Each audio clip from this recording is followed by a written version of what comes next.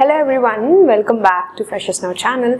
So today's video is going to be about all the mistakes that you have to know and learn about building your resume.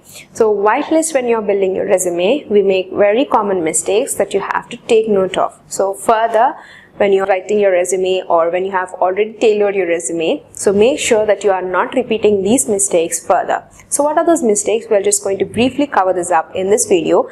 And these are just going to be point wise, so you need not stay for too long so that you will not be blown up to any of the point.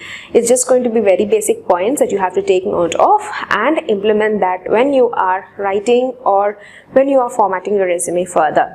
The first one is spelling and grammar errors. So this is a very basic mistake that we all do, which is not checking our spellings. So especially, even we just get so tensed in whitelist doing our resume or submitting our resume, we just forget what is the name of our spelling as well.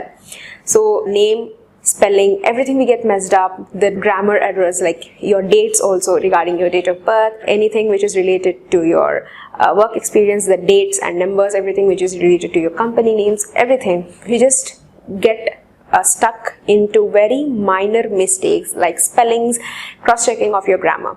So grammar, why do we get errored in such particular things is when you are writing regarding your skills or when you are using particular tenses in your skill sections or when you are putting out into whatever languages you know or anything which you are describing about yourself. So in that particular sections especially, we get confused in what grammar or what type of tense to be used. So for example, instead of reading books, some of the candidates, they keep like read books. So it's not correct. So read books. So R-E-A-D, just like that. So that is not the correct way to put your grammar in your resume. So check your spellings and your grammar appropriately.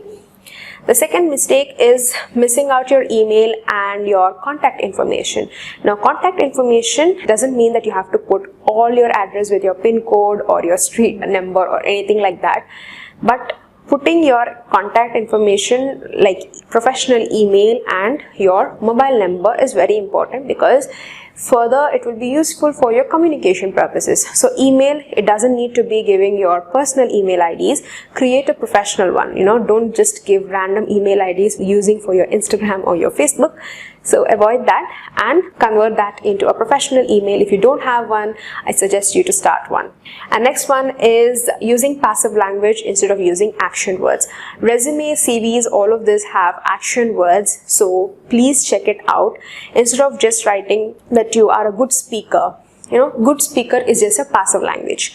Instead of that, you can put that into a skill section like writing interpersonal skills, right?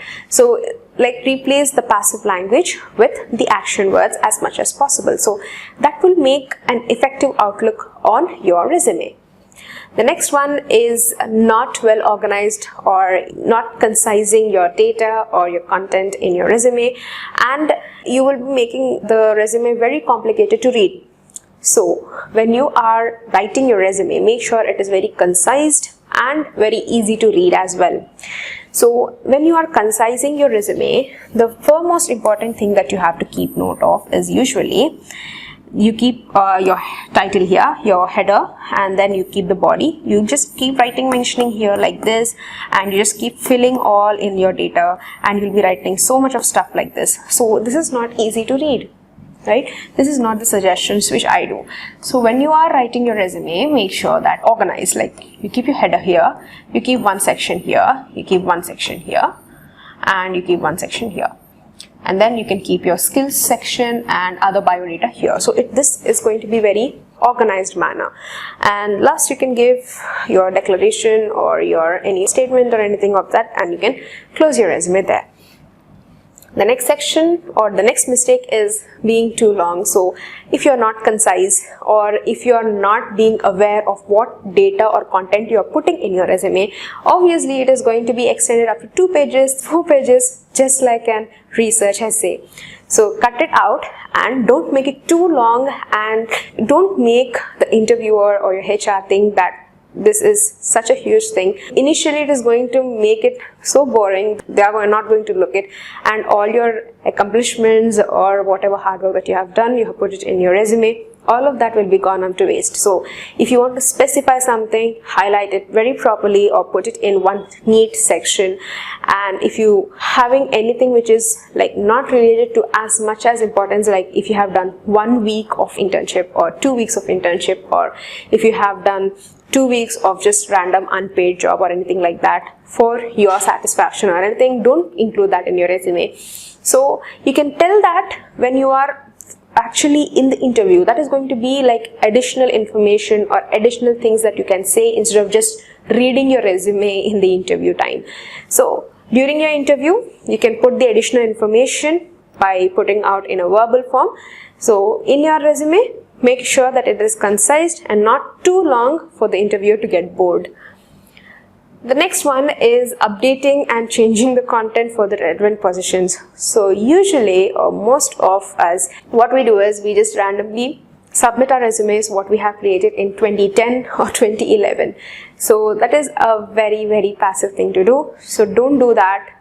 Keep updating your resume. So if you have done any certifications or you have undergone any training period which is going to be very specified, so put that into your resume, right? And also I suggest to major tip that I usually give to any of the people who come into my understanding is, whenever you are updating your resume, please cross check it for every 6 months.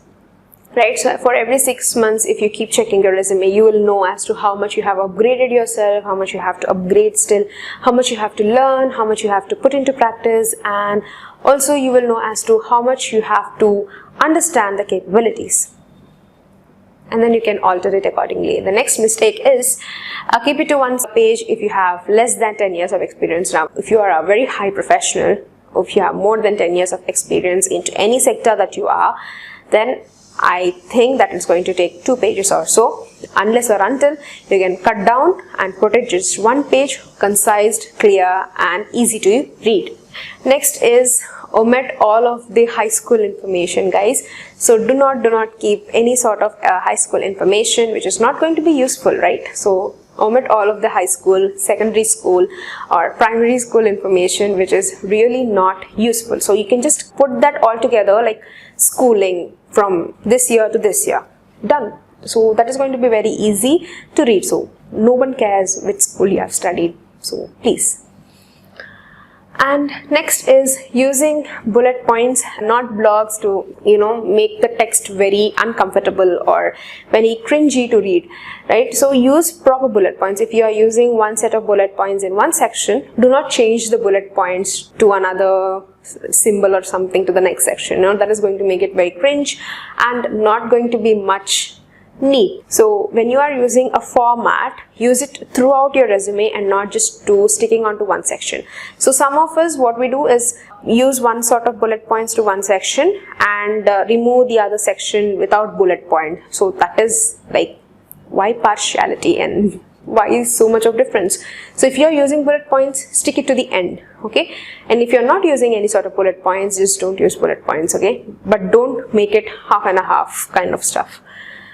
And next is communication skills through bulleted statements, right? So I've told you, if you are wanting to put down a skill section, use action words and not passive language. And using such thing under bulleted statements is not going to help. For example, I'm going to tell you, like, bulleted statements under skill sections is really the biggest mistake that you can do in your resume.